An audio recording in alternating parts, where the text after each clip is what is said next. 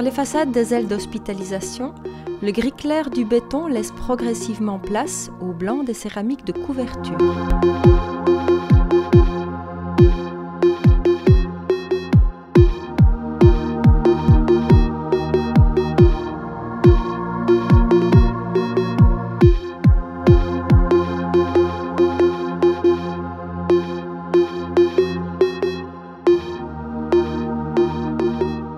Autre symbole de l'avancement des travaux, la dernière des 9 grues encore en place a été démontée fin janvier.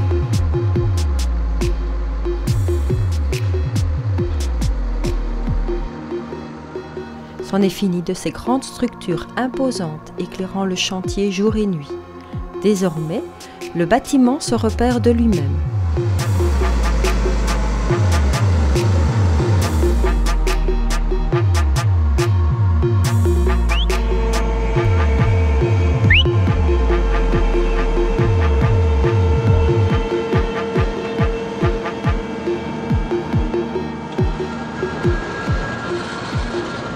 L'approvisionnement des différentes zones de chantier est désormais assuré par le biais de monte-charge extérieur provisoire ainsi qu'un monte-charge interne. Autre marque de l'avancement des travaux. Sur le niveau supérieur du bâtiment, on coule la dernière dalle de béton sous l'œil vigilant du coordinateur sécurité venu s'assurer que tout est conforme et sous le regard attentif d'Isabelle François, chef de projet, régulièrement sur le chantier.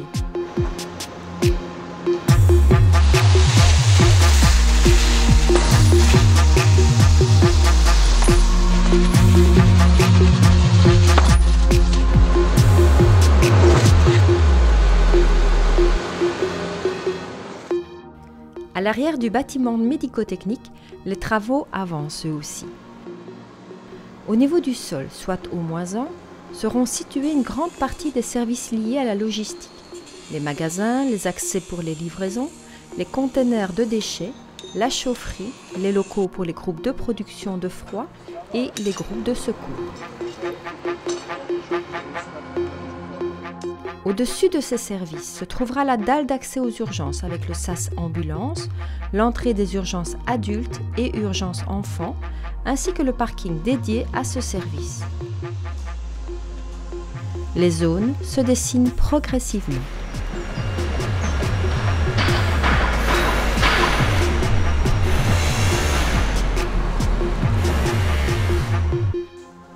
À l'intérieur, les chapistes poursuivent leur travail de fourneau.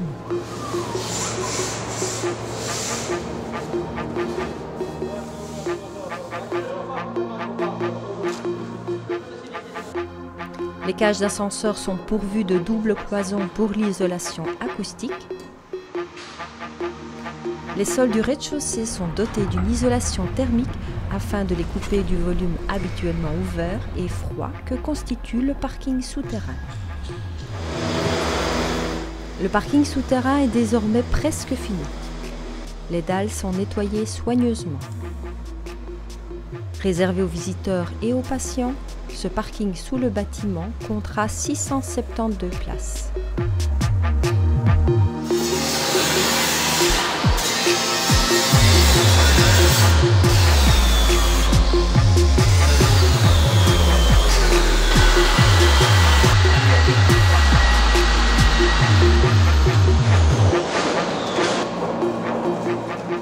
Les conduits et gaines de ventilation se mettent en place.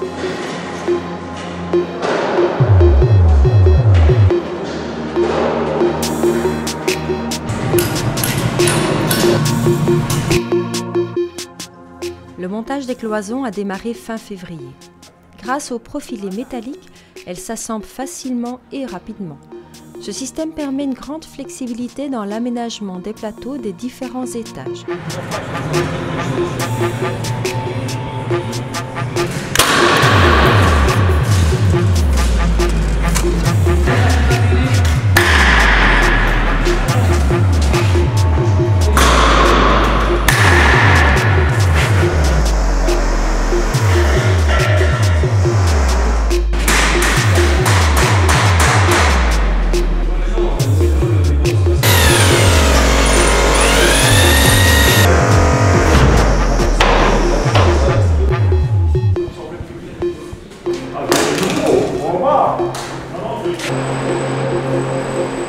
Chaque fin de couloir se termine par une baie vitrée qui permet une belle entrée de lumière et une vue sur la ville. Du côté nord, les glissières de sécurité sont installées sur le pont qui enjambe l'autoroute.